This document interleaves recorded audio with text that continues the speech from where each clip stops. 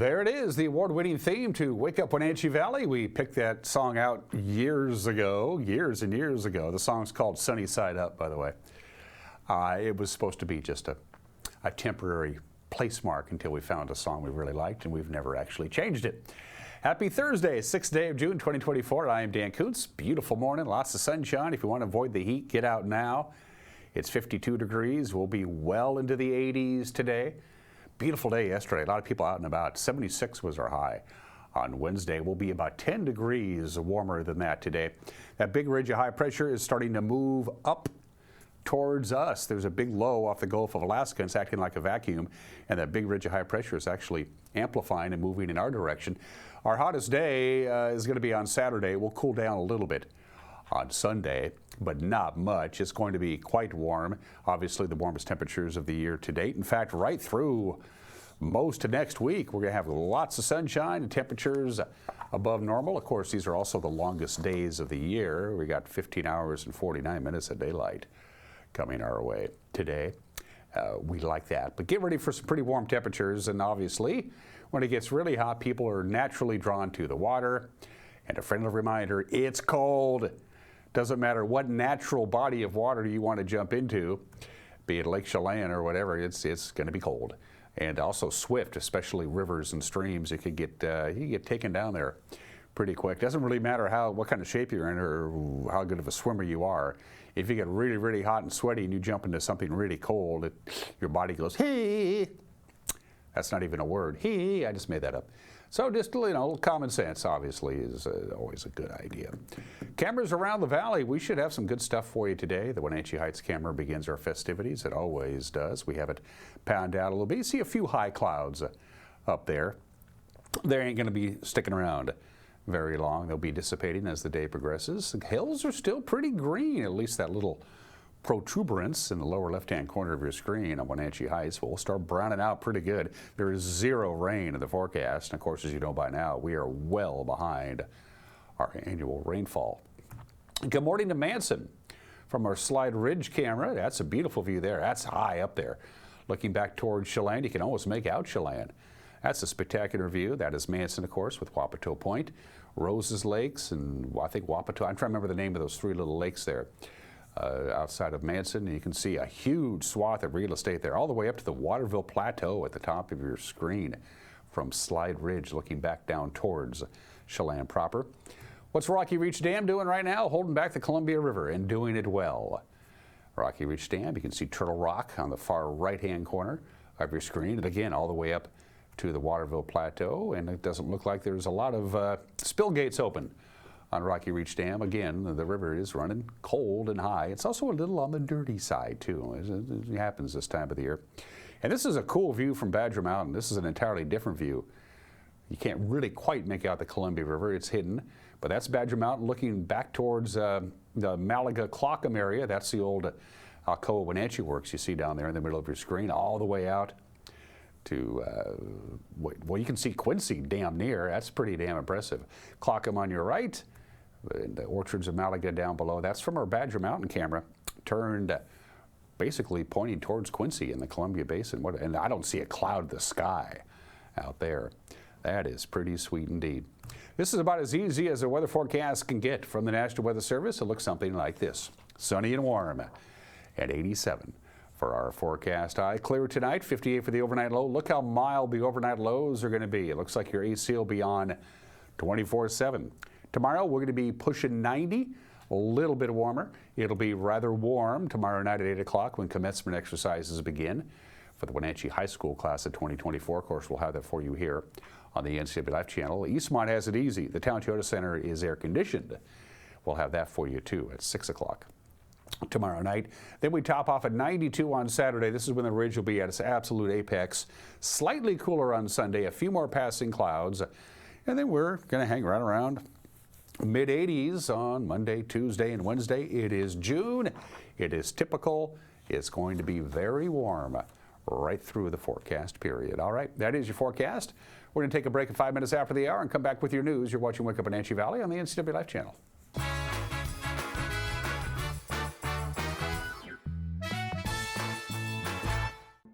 The family at the Epladolin want to help your loved one feel at ease in their new home environment. Epladolin offers beautiful one-bedroom and studio apartments. Residents enjoy 3 delicious home-style meals a day, laundry service, housekeeping service, and encouragement to make themselves cozy in their new home. Epladolin welcomes your family to come and visit their family. Epladolin Independent and Assisted Living. They make the complicated easy for you. Call today for a tour.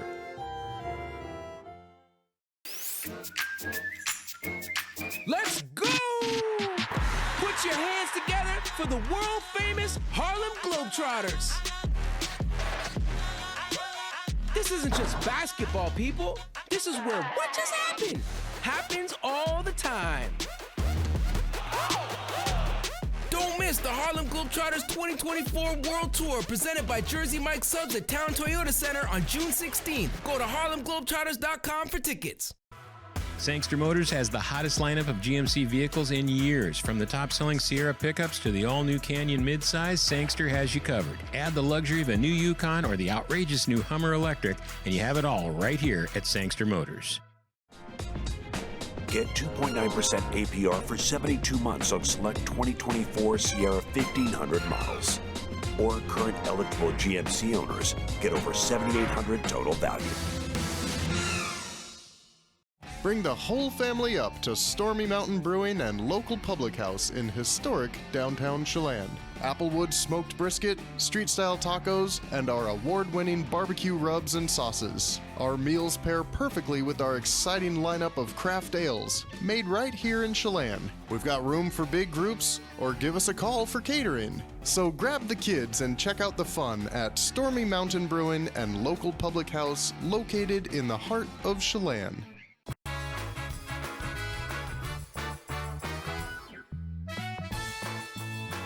55 degrees in the big city, on our way to a high at least in the mid-80s. We'll be pushing 90 Friday. We'll be into the 90s on Saturday. Sunshine for everybody and pretty warm, all things considered. It's 7 minutes after the hour. The first wildfire of the season, of course, occurred on Tuesday afternoon. It took about 4 hours, a little over 4 hours, before they could bring that under control. The Webb fire breaking out at the Greater Wenatchee Regional Landfill just outside of East Wenatchee. It broke out about 2:45 Tuesday afternoon. It quickly went to 3 alarms. Ultimately, it burned 554 acres. But Wenatchee Valley Fire Chief Brian Brett tells us cooperation between the agencies in the community helped prevent any loss of life or structures. Jefferson Robbins with NCW Life. After major fire incidents, when he can, Chief Brian Brett with the Wenatchee Valley Fire Department tries to show up and give us a brief rundown of what happened. Last night, Brian, you had some pretty exciting times. Last night, yes, at 2:45 in the afternoon, our first significant wildfire of the season kicked off. Can you tell me a little bit about, what the initial reports were and what you were looking at when your people got there? Initial reports were a fire in the landfill, and when our first crews arrived, they saw the fire had extended from the origin area of the landfill, and it was 10 acres and growing, up a slope and wind-driven. So the incident rapidly escalated from there. And when you have a fire moving that quickly through that kind of terrain, how far out ahead of it do you have to get to develop your defensive lines? Depends on the flame lengths, on whether we can go direct or indirect on it. Direct is right against the fire, indirect is further away from it. We got out ahead of it, and let me just take a moment to thank the people who made this successful in addition to our whole region. We had a dozer from Waste Management that deployed, putting a line around the fire, and KTS Construction had 2 water trucks and a dozer that they deployed, and it was critical to the success of this incident. They pretty much went direct, lining this fire. We went out to Keene Grade, looked down, scouted for an alternate dozer line in case we had to get way out ahead of it and punch another dozer line and then try and hold it before it went up into Keene Grade. Because those roads that move up into Waterville Plateau, those are sensitive areas, tend to burn fast, and your concern was it would rise up Keene Grade, go up Batterman Road, and start to develop on the plateau. Yes, on the plateau, then it's into the wheat fields, values at risk, and crops, and the complexity and difficulty of once it gets over into those drainages is far more difficult to extinguish. We historically have had to get a national type 2 or 1 team in place to manage those incidents. And in this case, you were close to calling for a state mobilization, which would have brought in more resources from out of the area. You wound up not having to do that. Yes, we had our state mobilization coordinator respond as part of our third alarm resource request, and he was ready to pull the trigger for state mobilization had we not had success by the end of the evening.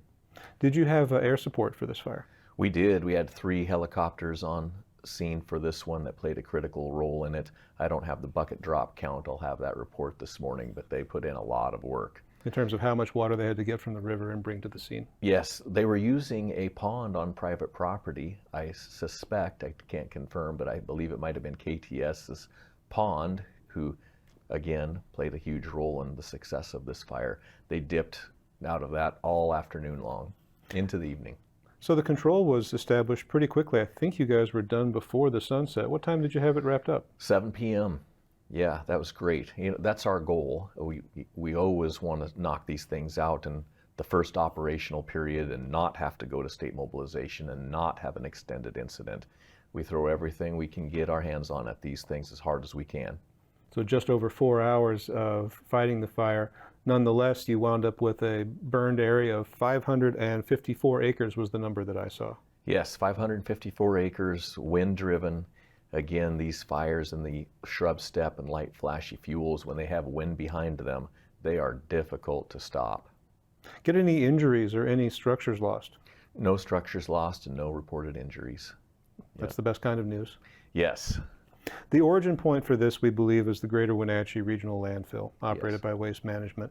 I think you mentioned to me earlier, you won't know causes for a while until your fire marshal is able to investigate. Yes, our fire marshal was assigned to a structure protection group and leading a group of resources on the east flank of the fire last night, and obviously engaged in combat and unable to do an origin and cause investigation. He's out there this morning driving the perimeter of the fire, so he'll probably start the investigation this morning. This was designated as the Webb Fire, or was there another name attached to it? When I placed the order for air resources, I called it the Webb Fire, and that's what it's officially classified in the Wildcat system. However, we were referring to it as the Waste Management Land Fire, or Waste Management Fire. We try not to name incidents after a specific industry or entity because it can be inferred there's culpability there, which is not the case. For example, we had a fire up Number 2 Canyon a few years ago that was close to the gun club. We called it the gun club fire, and people assumed it was started at the gun club, and that wasn't the case. It's a practice of looking for geographic indicators and naming the fire from there. Yes. Yeah, that's the easiest way to do it. Anything else you think we should know about this particular incident, Brian? Great success on this incident. Another round of thanks to our region's fire departments. An incident like this completely taps out our local resources, our neighboring areas' resources as well. The Department of Natural Resources was crucial in this. They deployed a hand crew that worked the western flank. The western flank ended up getting close to threatening the Sabi data centers and Northern Fruit. That hand crew, in conjunction with the helicopters, the dozers, and our resources, played a key role to securing that line. Well, thanks to you and to everybody who took a part in fighting this fire. Great team. Thank you. Chief Brian Brett with the Wenatchee Valley Fire Department. Glad you could be here. Thanks, anytime. You're watching the NCW Life channel. Thank you very much, Jefferson. Wenatchee police say they think they caught the guy who held up the local Subway restaurant in Wenatchee 3 weeks ago. 41-year-old Stephen James Arthur Moore of Cashmere. He was booked Tuesday into the Chelan County Regional Justice Center. He faces a charge of first-degree robbery. The robber made off with about $300 from the restaurant's cash register after displaying what employees believed was a firearm. Police detectives say Moore bragged to friends about committing the robbery, and surveillance video recorded him in the area. Shortly afterwards, the alleged weapon used in the robbery may have been a BB gun. The Wenatchee School Board has moved to amend the contract of Superintendent Corey Callahar. They did that on Tuesday. Callahar, of course, was hired in 2023 on a 2-year interim basis, replacing Bill Eagle, who stepped in to lead the district after former Superintendent Paul Gordon left. After an executive session, the board announced their proposal would drop the interim from his title and also add a year to his contract, which would then expire in 2026. Several board members, including Julie Norton and Maria Iniguez, said the extension of a contract would provide stability to the Wenatchee School District. They've had several superintendents over the last 10 years or so. The district and Kalahar will now enter into contract negotiations. The board will take action on the amended contract at a later meeting. A lot of local agencies will be joined by Congresswoman Kim Schreier tomorrow, highlighting federal funding that she secured earlier this year. The funding granted through the Community Project funding request in Congress includes $900,000 for mobile water tanks and $660,000 for body-worn cameras. Representative Schreier will begin her visit in Wenatchee at the Chelan County Sheriff's Office tomorrow. Chelan County Sheriff's Office got the funding to body-worn cameras after previously being the only law enforcement agency in our area not to have body cameras. In the afternoon, she will head to Leavenworth to meet with Chelan County Fire District Number 3 and Chelan County leadership about the mobile water tanks. Those tanks are needed for locations that are too far away from fire hydrants, so you can have water for structure fires, and it helps maintain lower property insurance for homeowners.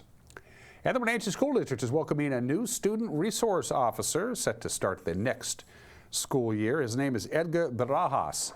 He has been with the Wenatchee Police Department for 3 years. He'll assume the position in August. He takes over from SRO Natalie Steele.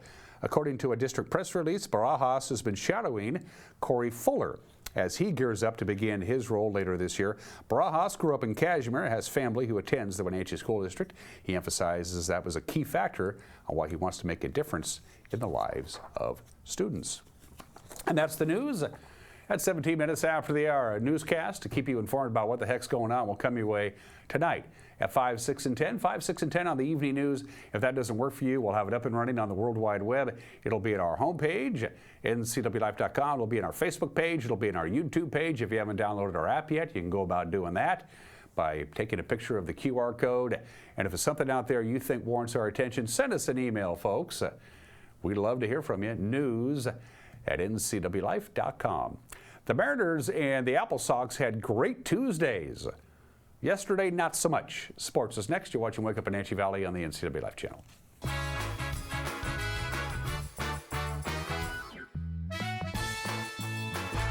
Lifeline Ambulance has partnered with Wenatchee Valley Tech to provide EMT certification training within the high school.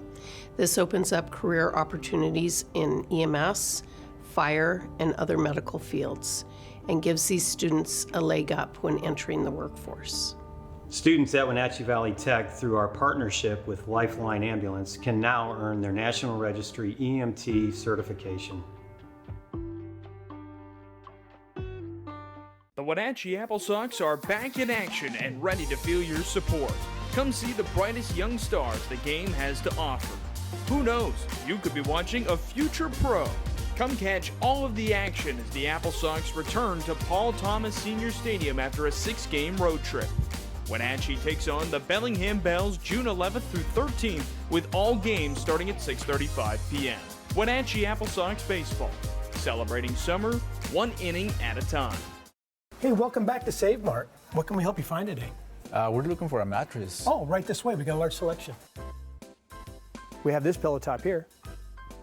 Oh, comfortable. We have more to choose from down here. Oh. I think I have the perfect one over here for you. I guess we'll take this one. You'll find it at Save Mart. Full service at a low, low price.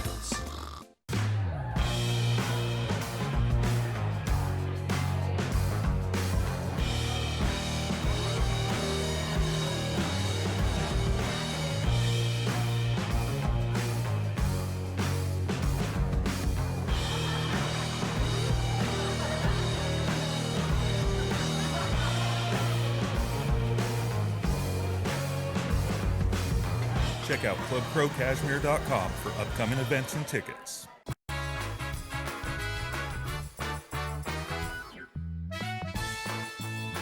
"19 minutes after the hour, Joey Estes took a perfect game into the 7th inning. There's also a very rare 5-out save from Mason Miller. And the Athletics beat the Mariners 2-1 last night. Estes, making his 7th start in his entire career, did not allow a base runner until J.P. Crawford led off the 7th inning with a double. Zach Geloff sends a charge to right center field. It's a Gello shot to right center.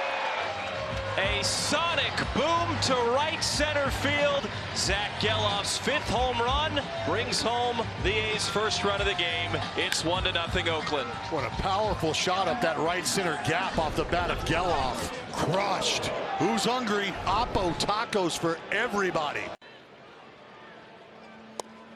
That one gets away from Raleigh. Daz is coming home. He bobbles, and Daz is safe. He tested the waters and comes up big with a run scored off of a passed ball. And Daz Cameron with an incredible read from over there at third base. That ball did not squirt terribly far, and by the time Cal Raleigh was going to be able to make a move, Daz was on his way. On the ground, J.D. Davis goes to his right, spins and turns and flips for out number 2. Remember, last night J.D. Davis had some trouble. Tonight, makes a good play when it matters most. Gobbles it up. You can see J.D. Davis get down to the ground a little earlier than he was able to last night. I mean, quickly on that right knee, and it's a really good job by J.D. Davis. Time to get rolling here. 18 up, 18 down. This boy's throwing a perfect game. Joey Estes, high fly ball, deep right center field, giving chase. Cameron giving chase. Blade, and that is off the wall. And that'll be a leadoff double for J.P. Crawford to break this thing up. And that will end what was a tremendous, perfect 6 innings for Joey Estes. My goodness, what a roll, Joey Estes. Look out. Load him up. As Ty gets hit by a pitch. This is one sweet opportunity. The 89th hit by pitch with the Mariners for Ty France. That ties Edgar Martinez all time. 3-2 pitch to Julio. Center field, Blade retreating, looking up, under track. Goodbye! Julio on the board with a home run. 2-1 here in the 9th. His 5th home run, 24th RBI. Mariners draw a little bit closer. 402 feet on the home run for Julio, his 5th on the year. 2nd home run given up by Miller this season. It's Victor Robles now, and this is quite an introduction when your first at-bat as a Seattle Mariner comes against Mason Miller. Ground ball to short. Schumann there. Geloff to first. I'm thinking I'm back, says Zach Geloff. And the Athletics able to secure a very important victory behind a phenomenal, and dare I say, at times perfect outing from Joe.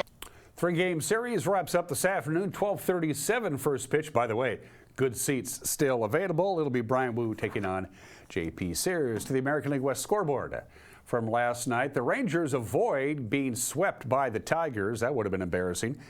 They won 9-1. The Cardinals got by the Astros in interleague play 4-2, and the Angels snuck by the Padres 3-2. As far as the Apple Sox are concerned, they dropped their first game of the year last night, 8-4 to the Port Angeles Lefties. Joel Norman has the wrap from Civic Field.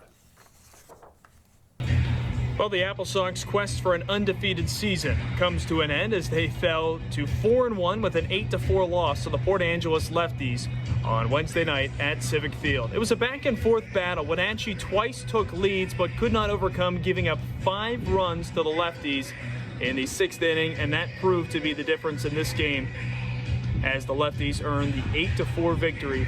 And this forces a rubber match on Thursday night. Wenatchee's bright spot of the night was the 4-hit effort of Joe Scheffler. 4 singles for him as the number 9 hitter. Fred Buxton had a 2 RBI double for the Sox. They had a 3-run frame early on and looked a couple of times like they might be able to take and then hang on to leads, but just were not able to do so. It'll be up to Matthew Del Vecchio getting the ball on Thursday night as Wenatchee looks to win the series against the Lefties. With your Apple Sox update, I'm Joel Norman. Thank you much, Joel. And to the West Coast League scoreboard from last night, one game of note. They finally got to play down in Portland after 2 consecutive rainouts. Portland scored 2 touchdowns and a field goal to beat Walla Walla.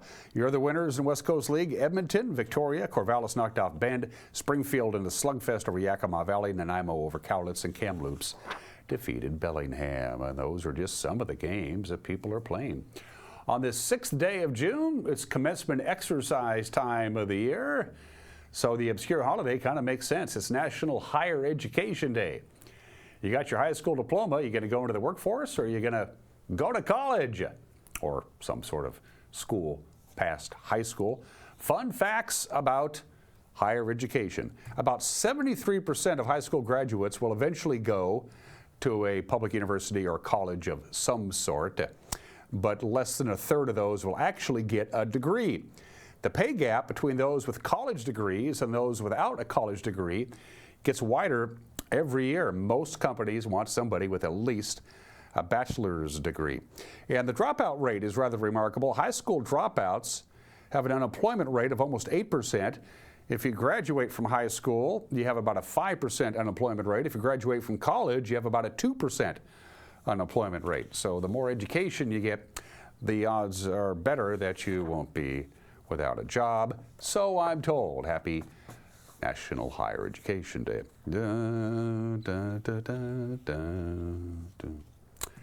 All right, it's 26 minutes after the hour.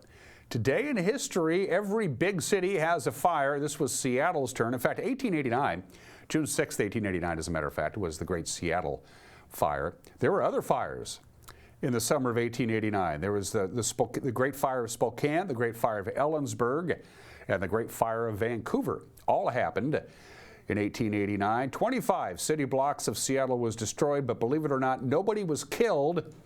And not only was the fact that nobody was killed, but they eliminated the rat problem. They figure about 1 million rats died in the fire. Nobody was killed. 25 city blocks were destroyed. Now, of course, in Seattle, you can take those tours of underground Seattle because they rebuilt the city on top of the old city, the Great Seattle Fire, 135 years ago today. The very first drive-in theater opened on this date, June 6, 1933. In Camden, New Jersey, Dick Hollingshead Jr. opens the first drive-in theater. It failed and never turned a profit. 3 years later, he sold it and it was relocated to someplace here. Here in Washington State, at one point, during the height of the drive-in movies in the 70s and the 80s, there were over 40 drive-in theaters just in the state of Washington. Now there are just 4 remaining. The late lamented drive-in theater. We had the Mountain View in Cashmere, of course, the Viewdale here in town. They're gone now. This, of course, is D-Day. You're not going to avoid missing this. This is the New York Times headline from the following day after June 4th, 1944. Operation Overlord. That is the headline from the New York Times. This is the headline from the Washington Post. Again, the following morning, Allies land in France, wipe out big air bases. And finally, from the Seattle Times, the day after D-Day. 80 years ago today, they're commemorating it, of course, at the cemeteries just outside of Normandy. Today is the 80th anniversary of D-Day. And on a completely different note, 62 years ago today, the Beatles record for the first time at Abbey Road Studios, auditioning for George Martin and EMI Records. The audition was arranged with Brian Epstein. They sat down with George Martin. George said, "Play what you got." They recorded 8 songs. Only 2 of the recordings survived. Professional recording tape is very expensive in 1962. The other 6 recordings that they made were erased so they could use the tape again. This is the only time that the Beatles recorded with Pete Best on their drums. After, of course, the Beatles signed a contract with EMI Records, they fired Pete Best and brought in Ringo Starr. Pete Best made a couple of $1 million in mechanical royalties in the early 1990s when the 2 songs that did survive with Pete Best were released on Anthology 1. He got a lot of money. He just had to wait a long time to get it. The Beatles record for the first time professionally to see what they could do. Turns out they're pretty good. And finally, birthdays. Speaking of pretty good, the legendary Levi Stubbs, the lead singer of the Four Tops and one of the greatest singers of all time. Levi Stubbs, born and raised in Detroit. They offered many times to call the group Levi Stubbs and the Three Tops. He said, "No, we're the Four Tops. I will not take top billing." Beloved by his bandmates, the great Levi Stubbs. The music lives on, but we lost Levi a number of years ago at the age of 72. And Bjorn Borg is 68, 11 Grand Slam singles titles, 6 French Opens, and 5 consecutive Wimbledons. His single match win percentage at Wimbledon 92.73%. He went 51-4 at Wimbledon. That's the highest ever of all time. That's impressive. He's 68 years old today. Special thanks to our platinum sponsor, Alpine Air. For heat and air, call Alpine Air. Here comes the heat, folks. Let's say your air conditioner does break down this weekend. Call Alpine Air. Get them out there. Cool your house off. For heat and air, call Alpine Air. Special thanks from our friends, our other big-time sponsors, Pool to Spa Services. Yeah, how about a pool this weekend? That sounds good. Or a spa. Either way, Pool to Spa Services, they should be your first call. And our friends at Prestige Senior Living at Colonial Vista. Thanks for their sponsorship as well. Mike McDonough has got an opinion coming up. We're going to revisit our interview with Chuck Egner to talk about the Wenatchee River Bluegrass Festival. But first, Lily the dog needs a permanent home. It's Pause for Pets. Pause for Pets is presented by Alpine Air Heating and Cooling, Mary Maid's Doghouse Brewery, Leavenworth, and Club Crow Bar and Grill. Hi, I'm Corley with Wenatchee Valley Humane Society, Animal Care Manager, and this beautiful girl is Lily. Lily is our, I want to say 2 years old because she's so active and puppy-like. She's our 2 years old. We think terrier pit mix, something like that. We've had her for about a month now, which is far too long for this awesome girl. She's great with our dogs here. She's in our polite and playful group. She loves her stuffed animals. She will play all day with stuffies. She doesn't care what kinds, but she particularly likes ones shaped like a dragon. Yes, good girl. Yes. As usual, we don't know how she is with cats. She came to us as a stray, so we don't have any kind of owner surrender information on her. And we don't do any testing with that, so we don't know. Lily knows how to sit. She's very good at that. And she's really smart. She's already starting to learn lay down and even spin, which is just a fun one that we like to teach them. We like to keep their minds active and learning things. It's good for them. And she's really picking things up fast. Come here. Yes, she's very treat motivated, which really helps with training, and gives really great eye contact. She's listening to you, she wants to learn, she wants to be wherever you are. She's very people oriented, loves her people. She's also a really great size. She's, I would say, small to mid-size, just, you know, real nice size dog to have in your home. Another thing that I should mention is Lily, our ladylike Lily, is really a quiet girl. I don't know if I've ever heard her bark. She's super quiet out with her people. She's quiet in her kennel, and it's just really nice. Yeah, you're such a good girl. So if you would like to come down and meet Lily, we are open Thursday through Tuesday, 12:30 to 6:30. And we'd love you to meet her. If you want to come down Wednesdays, we thoroughly encourage it. We just would like an appointment online. Give them a call at 509-662-9577 or visit their website at wenatcheehumane.org. Pause for Pets is presented by Alpine Air Heating and Cooling, Mary Maid's Doghouse Brewery, Leavenworth, and Club Crow Bar and Grill.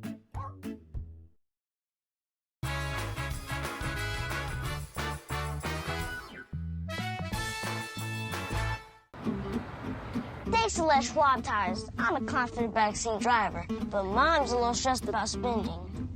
Remember, deep breaths and watch your speed. Even though we're watching our wallets, Les Schwab is still watching out for our safety. So turn here.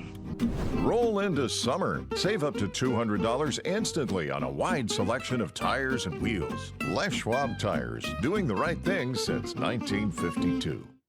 Since 1932, Camp Seneca, nestled on the beautiful shores of Lake Wenatchee, has provided children grades 1 through 12 with the ideal location for kids to learn new skills, have fun, and make friends while creating memories that will last a lifetime.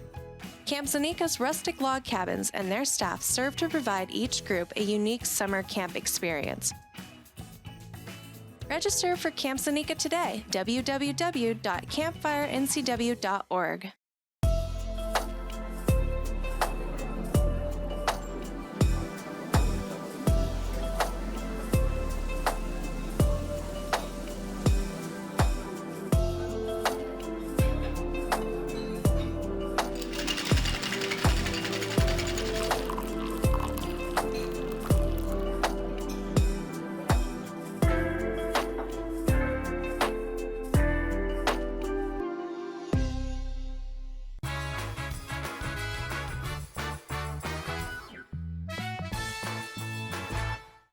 Hey, this is Mike Mad Dog Magnotti, and everybody's entitled to my opinion. Now, one of my biggest regrets in life is this. I was at a baseball game once at the Kiwanis Oval in Caldwell, New Jersey, and the opposing team's first baseman was giving the first base umpire really a hard time. He's making fun of him, ridiculing his calls, etc., and I don't know why this ump didn't toss the guy out of the game. He should have, but there were 2 outs, and there was a hit to the shortstop who threw the ball to this jerk of a first baseman. And though the throw beat the runner, the first baseman jerk's heel came off the bag before he caught the ball. Now, I was right at the first base line and I saw this. Now, the umpire called the runner safe, which he was, but the first baseman said something like, forget that, something like that. And he and his team ran off the field as they thought there were 3 outs. Now, the umpire didn't say anything, and my regret is neither did I. Now, I was just a kid, but come on. There's just some regrets you never forget. This is Mike Mad Dog Magnotti, and that's my opinion.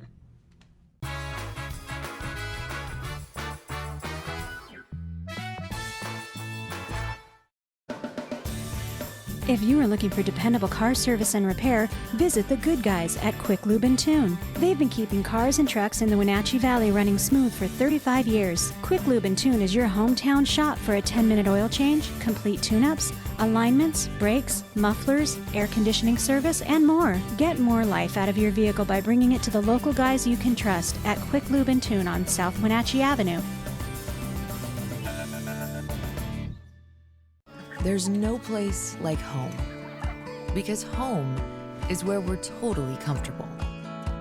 It's where we can be ourselves and let our guards down.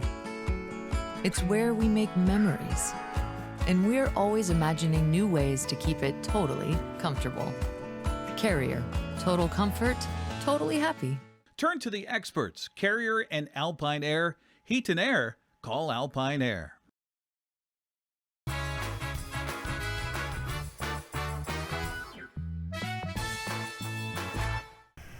About 21 years ago, a bunch of folks got together. They had 3 things in common. They had a passion for quality bluegrass music. They wanted to bring quality bluegrass music to North Central Washington. And most important of all, they weren't very bright. You combine those 3 things, good stuff happens. And the Wenatchee River Bluegrass Festival is back again, always the 3rd weekend in June, and back again. Here's our good buddy Chuck Egner. He's the guy who's in charge of finding the talent and bringing it here. Chuck, it's good to see you. Good to be here. Good You're to be looking well, my friend. Feeling pretty good. Yeah. Did you know back in 2003 that this was just a bunch of, let's put a show together, gang, and now look at it. I think if I'd have known, I wouldn't have done it. No, that's not true. We had, hopes and aspirations, but I mean, the first one, you've seen what it's like now. The first one was pitifully small. But it was all we could handle. Mm-hmm. So, I mean, it was good for us. But, I mean, the first couple of years we tried at 2 venues, the community center and at the fairgrounds. Whew, we didn't have the staff to be able to do that properly. And then we realized that you couldn't just sustain it based on ticket sales. So we had to get aggressive and active in getting donors. Some festivals use a sponsorship model. We don't. We use a donor model. And thank goodness we have some very special donors here in Kashmir and up in Leavenworth and in other parts of the state. So our donor base is good. Then we discovered there's grants out there for nonprofits, and we're a 501c3. So we started pursuing the grant thing. And probably 5 or 6 years in, we got a grant from the Icicle Fund. And that was the thing that catapulted us from getting the best regional bands to getting good national bands. And then when that worked, that leveraged us up into the very top of the national bands. Because then the word gets out amongst the top level bands that this is a gig that they want to come do. If they're hitting the road, they want to make sure that they can swing by Kashmir that 3rd weekend in June. The word gets out in the bluegrass community. Yeah, it does. And our audience is attentive. Back in the Southeast, a lot of the audiences are outdoor on lawn chairs. People are talking to each other, catching up. They're not in and focused. Ours is a very intimate setting for these guys. So there's 700, 800 people in a room just right on top of them. People aren't talking. They're just into the music. And so for the bands, it's more gratifying than playing back there. Also, there's so much less bluegrass out here than in the Southeast. You know, there it's just kind of, it's what's around. And here it's a novel thing. We have people coming from Canada, Idaho, Montana, Oregon. Even and for California. good reason, the talent you brought in again this year, and we'll talk about how he went about doing that.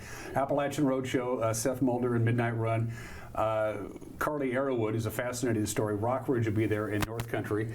Your job is to bring these groups in, right? That's kind of your... Well, it has been. I'm transitioning out of that. We have one of our board members is a young lawyer. He's still a good guy. And he moved to Nashville so he could be closer to the music scene, and he's in the band North Country, coincidentally. But he's a board member, and this year he started taking over some of the duties. So you have somebody in Nashville associated with your group that can actually go out and check out the venues and check out the bands one-on-one, which is something that you used to do. Yeah, and we now have two guys in Nashville actually on our board. Jake Monroe also moved to Nashville. He's an architect. His girlfriend moved to Nashville, and so he naturally followed, and now they're married, and it's all good. Jake will be back here for the festival also, but we have two guys in Nashville who have complete and total ties to the Kashmir Valley, Wenatchee Valley, Kashmir area. So, and Will being a lawyer, he's, you know, understands contracts and things like that. I know when we did, 4 or 5 years ago, we first signed the contract with the Appalachian Roadshow, and then COVID came. We'd given them a nice deposit, COVID came, everything got canceled. We let all the bands that year keep their deposits. And then the next year we re-signed another contract with Appalachian Roadshow, except we didn't really sign anything. I called the main guy up. I said, "Are you up for it?" He said, "Yeah." Same terms, yeah. And then that got canceled. So then 2 years ago, it came to fruition. And we really didn't redo the contract, I don't think. Handshake deal, they come out here, they just blew the place away. Well, it speaks highly, it speaks well of them and your reputation. Well, I hope so. But anyway, so some of these bands now with Will McSeveny, who's the new guy, we'll have official contracts when we need them. Sometimes we don't need them. For instance, with the two regional bands, to my knowledge, there's no contract whatsoever with them. They're just people that we know. They are getting paid. Oh, yeah. We should probably mention that. They're getting paid. So is the first rule of thumb is they have to be on tour? Because they're not going to come all the way out to little old Kashmir. No, not anymore. Not necessarily. They'll do it. They're, the Appalachian Roadshow is coming here for a one-off. Actually, all the national bands, this is just it. They either fly or drive out, depending on what their situation is. Now, they do try to tie other things into it if they can, but unfortunately, there's a couple of big festivals on our weekend. One of them is very well known down in California, Grass Valley. The other one is up in Canada. We're set up to where we have to have a band for 2 or 3 days. A band coming from any distance at all to do a one-day thing just doesn't work. It never has worked for us. So, for instance, they've wanted to do, can I do Grass Valley Friday night and you guys Saturday? Well, it doesn't work for us. We got to have a spot filled. So they're coming out just for ours. Now, having said that, there's a small festival the week before us, and sometime a band will stop by there and play. In fact, that's where Appalachian Roadshow first came to the Northwest. The festival prior to us down in Tri-Cities area, Sacagawea. But anyway, so we get bands from wherever, and they come in just for this. If they can score something else, great. If they can't. But this is now a go-to destination. Oh, yeah. So it's in the bluegrass community. If you get an opportunity to come out here, they're going to play. Again, Appalachian Roadshow, Seth Mulder, and Midnight Run. Talk about Carly Arrowwood. This is a pretty interesting little story. Yeah, Carly Arrowwood, well, she started playing well when she was 10 years old and started playing in bands when she was 10 years old. And I mean, just think about it. When I was 10, But anyway, and she got picked up by a group called Darren and Brooke Aldridge, who were back east, are pretty famous. They're a brother and sister group that has a full band, and she was a fiddle player for that for some years. And then she got hooked up with the great players in Nashville. She's from Hendersonville, North Carolina, where I played my last high school football game in the 1960s. Just a little tidbit there. Yeah, so anyway, she's great. She's a great singer and a great fiddle player. She's gotten national awards for both singing and fiddling. Well, let's show a quick little, this is about a minute and a half maybe, of Carly Arrowwood. Carly Arrowwood. Easy for me to say. Here's a little snippet.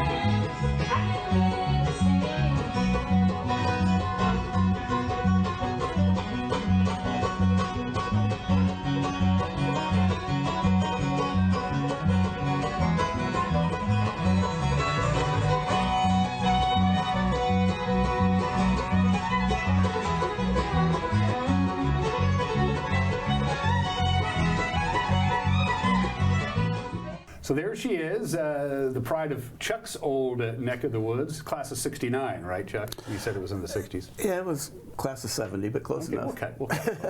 Appalachian Roadshow. We've already talking about these guys. It's a quintet, 5 of them.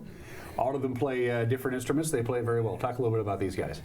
So 3 of the guys kind of own the band. They own the name and everything, and then they've got 2 hired guns.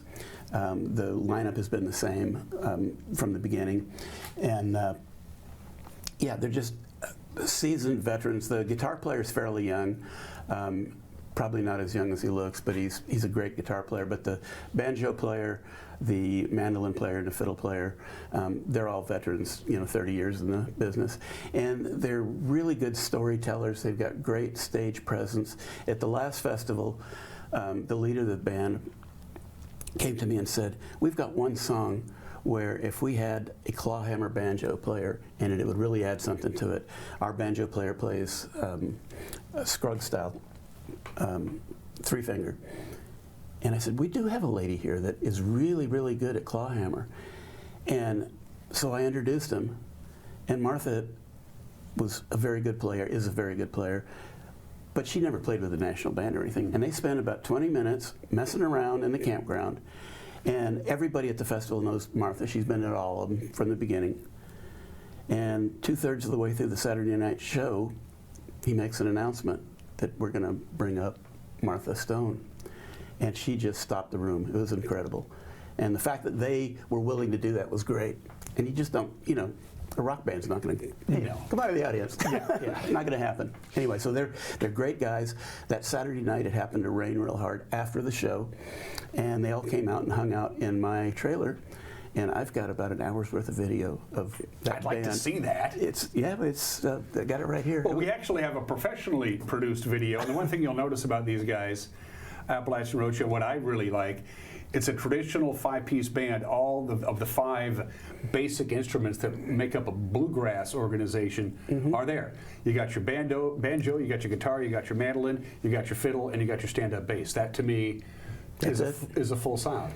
Yeah, now some bands will throw a dobro in there, but really that's the extent of it. Yeah, and some of these guys, a lot of these bands, they play more than one instrument. Here's a little snippet of Appalachian Roadshow.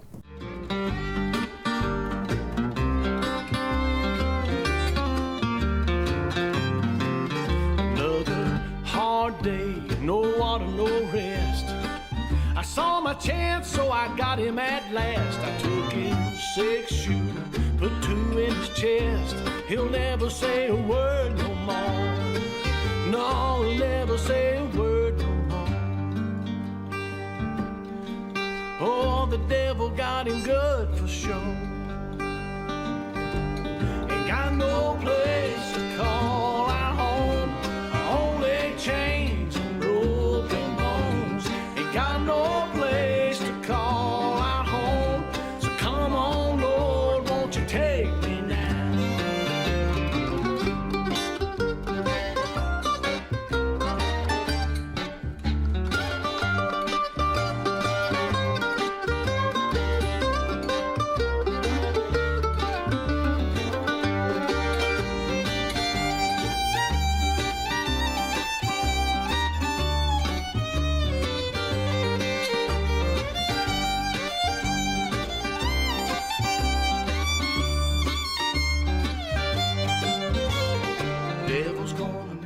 Notice how I pronounced it correctly, too, by the Yes. way. Appalachian Roadshow. You get in trouble. Real quick, talk about North Country and Rock Ridge, and then we'll get you into some of the gooey stuff that folks need to know. So Rock Ridge is a band from Oregon. It's based around Dale Adkins and Suzanne Adkins, his wife. Anyway, his son is now the mandolin player in the band. And I remember his son when he was 5 or 6 years old. Now he's all grown up, and he's a great player. Great vocals, great harmonies, and Dale is just a monster guitar player. But in this configuration, he's playing mostly banjo, and he's a great banjo player also. So they're really a good band. North Country is a little closer to home. Well, except the fact that one of the guys lives in Nashville now. But anyway, they all grew up around here or Seattle or whatever. And, you know, they're a regional band, but I mean, they're a really top-level band, and everyone will enjoy them. They got a good guitar player, great guitar player, actually. They're all great players. Do the five, the main acts we've talked about, do they compare set lists? So they go, okay, well, who's playing Foggy Mountain Breakdown and who's playing Rocky Tops, and make sure they don't repeat? Occasionally, we have a green room, okay, which is a place where everybody hangs out before they go on stage. And there's basically two separate areas where two bands can practice at the same time, and then a third band will be on stage. So if they realize that one of the big deals is the big deal for both bands, one of them will decide to, why don't you do it Friday night, we'll do it Saturday night, that kind of thing. But they don't go through a lot of that. And to me, it's kind of cool. I like to hear the same song by two different bands, just hear how they treat it. And just because it's the same song doesn't mean it's the same song, as we all know. We've learned that. Let's get to the nitty gritty, the ooey gooey stuff. We cannot stress this enough. You can't buy tickets in advance. It's just, it simplifies everything for you guys in a myriad of ways, because we're talking about it. People go, where do I get tickets? Where do I get tickets? Where do I get tickets? You show up and get tickets.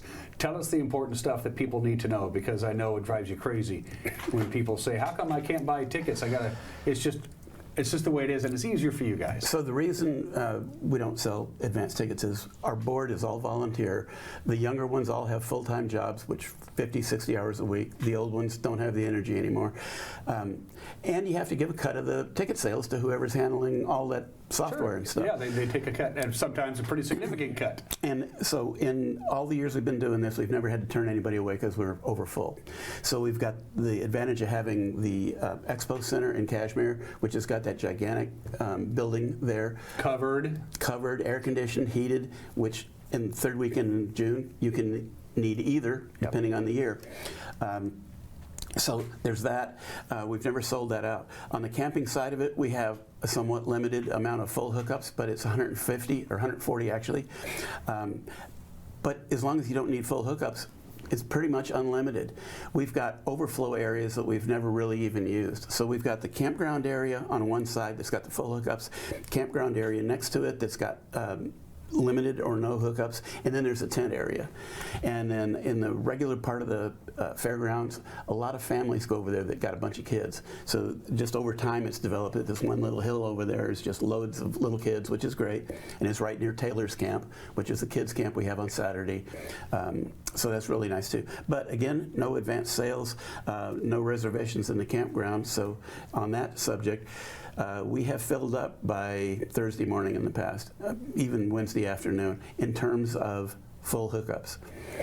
So if you want full hookups, no reservations, but if you get there Monday, you can drive right in. Monday Tuesday, at noon, right, is what Monday it opens? at noon, yep. And Marie, the president of our organization, she is the campground guru, and she's got a great staff of people, year in and year out, same people, and they camp people, they park people. They go in there on Sunday and stripe it and everything, so it's pretty organized. Does your camping fee, be it $145 for the full hookup, does that include the tickets, or is that tickets separate?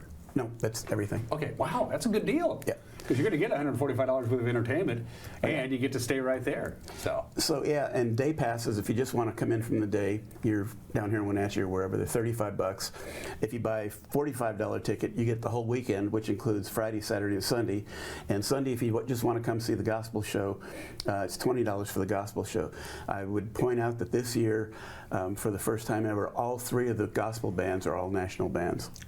So in the past, we've usually used one or two regional bands and one national band, but now they're all national bands. So good for you. I'm looking forward to it. Again, it is the 2024 Wenatchee River Bluegrass Festival with Chuck Egner. We got all that important information. Tell me. June 14th to the 16th. Right. Always the third weekend of June, which is kind of early this year. Yeah, it is. It's early this year because the first weekend actually. And Taylor's Camp is the one last thing. Right. Yeah. That's to get the kids involved.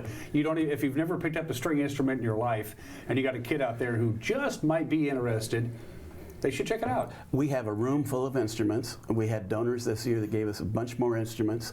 I had a donor that gave us some cash, and I just bought 3 more fiddles just this week. So we have a lot of instruments for the kids, from little kids to teenagers, and we've got the instructors are all kids who were kids, and now they're in their mid-20s or older. And that's got to make you feel good. Oh, that's great. Yeah. Yeah. Jake Monroe, the director of the camp, started out as an 8-year-old. I was 8 years old once. Then I turned 9 and I wasn't 8 anymore. All the information, go to WBF. Just Google Wenatchee River Bluegrass Festival. It'll show up. It's a page inside the Cashmere Coffee House page. Real quickly, Chuck, talk about what you brought me today. Woohoo! Let's give 37 Cellars a little love. Well, thanks a lot. That's Cabernet Sauvignon from 2017. It's from the Sagemore Farms, Bacchus Vineyard, which is about 15 miles north of Pasco. And it's a nice cab. It's 100% cab, French oak.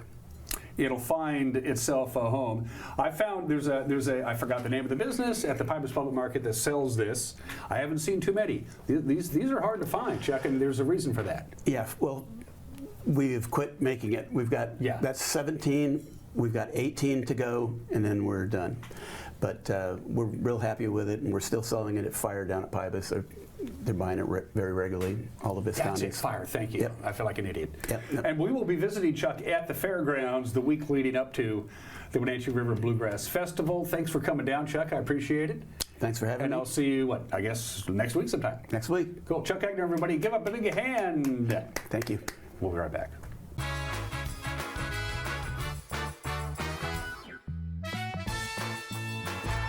Are you dealing with a pest or weed issue and you just don't know what to do? We use the best pest control methods approved for areas with kids and pets.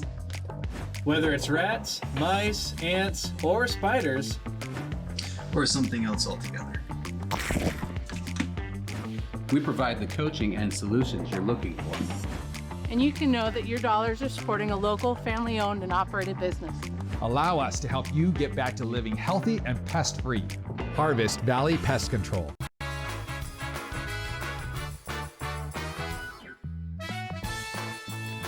We're still a few more days away from summer. Of course, the solstice is on, when is that? It's the 21st of June, the traditional longest day of the year, but it's going to feel like summer. Temperatures right now are already starting to climb.